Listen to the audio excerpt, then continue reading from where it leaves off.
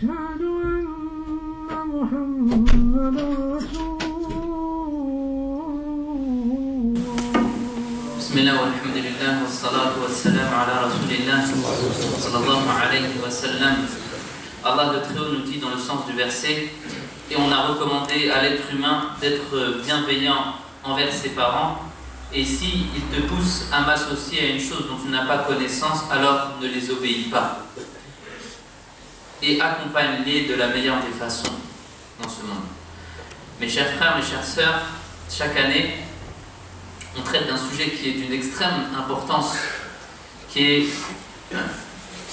la bienveillance envers les parents. Ceux qui ont grandi dans des pays musulmans ont, masha'Allah, par tradition, eu et ont reçu cette éducation de donner l'importance aux parents et de prendre soin. Malheureusement, en Occident et en Europe, ces valeurs se perdent de plus en plus. Donc c'est un devoir de se rappeler de ces valeurs et de les transmettre à nos enfants. Malheureusement, en Occident, si on n'en parle pas de ces choses-là, alors ces enfants vont grandir avec un faux regard, avec une mauvaise image et une mauvaise interprétation du rôle que les parents ont. Alors qu'en réalité, en tant que musulmans, on doit prendre soin de nos parents, on doit les honorer, on doit être à leur côté, on doit prendre soin d'eux. Et à tel point que même en tant que musulmans, tout ce qu'on possède, eh ben, il ne nous revient pas directement, mais il appartient aux parents. Une fois, le prophète alayhi salatu wassalam a dit à un compagnon, il lui a dit: toi et tes biens appartiennent à tes parents. Toi et tes biens, ils appartiennent à tes parents. Et plusieurs versets nous donnent dans le Coran où Allah nous met son adoration, il parle de son adoration et adorez-moi, et juste en dessous, il parle de l'importance des parents. Et Allah emploie le mot ihsan, bienfaisance. C'est au-delà même d'une obligation. C'est plus qu'une obligation, c'est de la bienfaisance qu'on doit avoir envers les parents. Et ça, c'est important de le rappeler. Les non-musulmans, avant, ils avaient cette importance, cette tradition de prendre soin. Et ça s'est perdu au fil des années avec le temps. Et pour éviter que ça se perde complètement, ils ont instauré certaines fêtes. La fête des pères, la fête des mères. C'est-à-dire qu'une fois dans l'année, la personne va se rappeler de son père ou de sa mère, lui offrir un cadeau, félicitations, ou bien va le visiter une fois dans l'année pour se rappeler de lui. Alors que nous, dans l'islam, on se rappelle de nos parents 365 jours sur 365. Toute l'année, on doit se rappeler, on doit faire attention et prendre soin d'eux. Toute l'année, on doit demander après eux. L'islam n'est pas demandé de penser à ses parents qu'une fois dans l'année. Je vais leur offrir un cadeau une fois dans l'année, puis basta, c'est terminé. Non, toute l'année. En tant que musulman, je dois prendre soin d'eux et voir quels sont leurs soucis et résoudre leurs soucis. Être à côté d'eux, demander de leurs nouvelles tout au long de leur vie. Subhanallah. Allah nous dit dans le Coran, dans le sens du verset: et ton Seigneur a décrété de ne pas l'associer et d'être bienfaisant envers ses parents et de ne pas leur dire ouf. Vous savez, ouf, ce mot, ce son international. Quand la personne, ses parents parlent avec lui, ne pas leur dire ouf, se rebeller. Alors imaginez-vous celui qui insulte, qu'Allah nous en préserve, ou celui qui lève la main sur ses parents.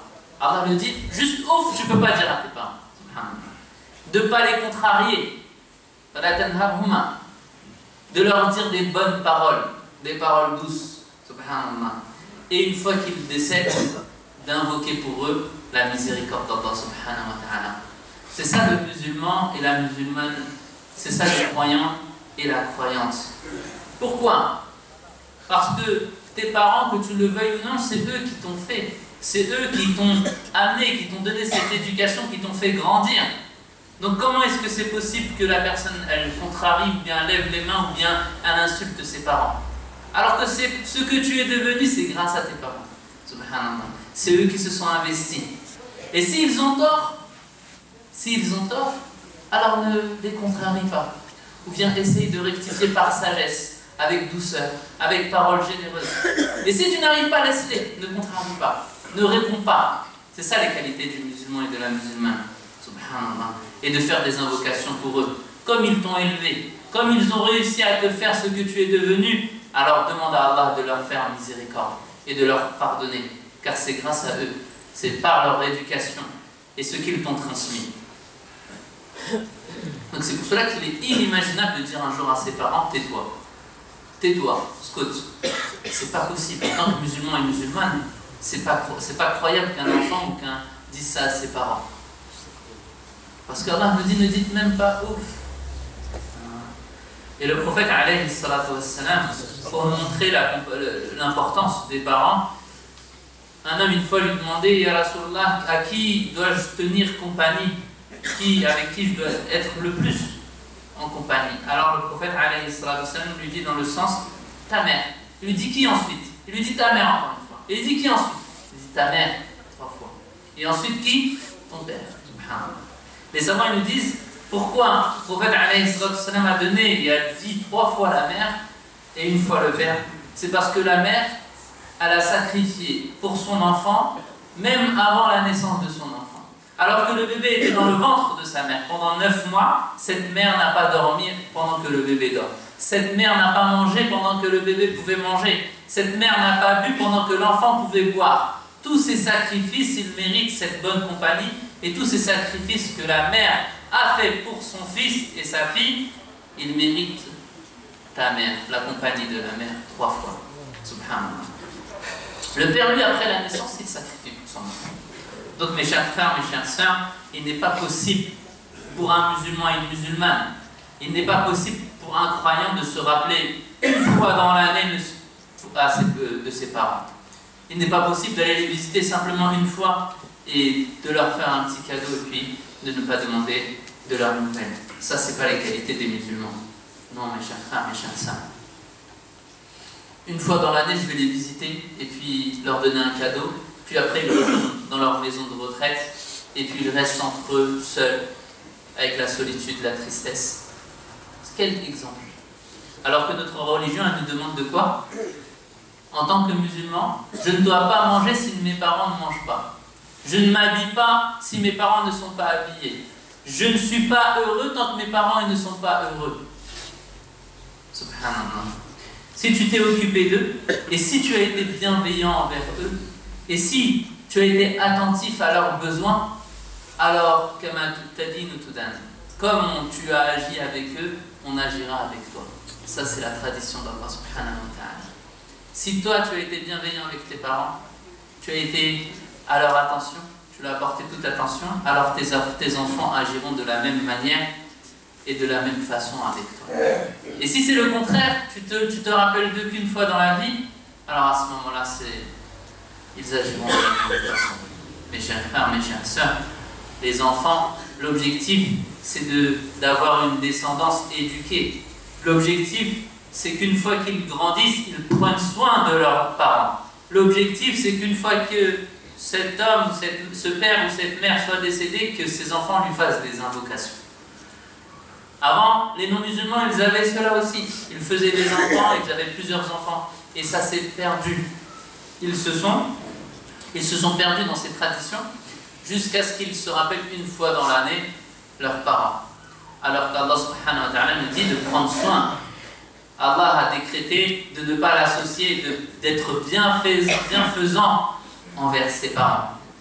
Sa'd ibn Abi Waqqas, radiyallahu anhu, un compagnon du prophète, alayhi salatu wassalam, quand il est rentré dans l'islam, alors sa mère a dit: je ne mangerai pas, je ne dormirai pas, je ne continuerai pas à vivre jusqu'à ce que tu sors de cette religion. Alors Sa'd ibn Abi Waqqas, il est parti voir le prophète, alayhi salatu wassalam, il lui a dit: Ya Rasulullah, voilà ma mère, comment elle me menace. Elle dit qu'elle ne veut pas manger, elle ne veut pas dormir, elle ne veut pas boire, elle ne veut plus vivre tant que je reste musulman. Est-ce que je dois lui obéir? Alors Allah a descendu ce verset du Coran, et ton Seigneur a décrété de l'adorer et d'être bienfaisant envers ses parents et de leur obéir, sauf s'ils te poussent à désobéir vers une chose que tu n'as pas connaissance. C'est-à-dire, s'il te pousse à désobéir à Allah, à ce moment-là, tu ne lui obéis pas. Sa'd ibn Abi Waqqas, il a dit à sa mère, ma mère, tu peux rester autant que tu veux dans cette situation, mais je ne pourrai sortir de l'islam. Je ne pourrai désobéir au Créateur pour obéir à une créature. Alors à ce moment-là, le prophète alayhi salatu wassalam, a fait des invocations pour sa mère et elle a accepté même l'islam. Elle est rentrée dans l'islam. Mes chers frères, mes chères sœurs, ce qui est demandé, c'est d'être attentif aux besoins de ses parents et de prendre soin d'eux, même quand ils ne sont pas musulmans. Subhanallah. Même si nos parents ne sont pas musulmans, je prends soin d'eux. Je suis à leur attention, à leur demande. C'est ça les qualités du musulman. Sauf quand il te demande de désobéir à Allah, à ce moment-là, tu ne désobéis pas à Allah subhanahu wa ta'ala. Mais sinon, musulman ou pas musulman, je suis à leur service, à leur attention. Et je suis bienfaisant comme Allah me demande d'être bienfaisant avec eux.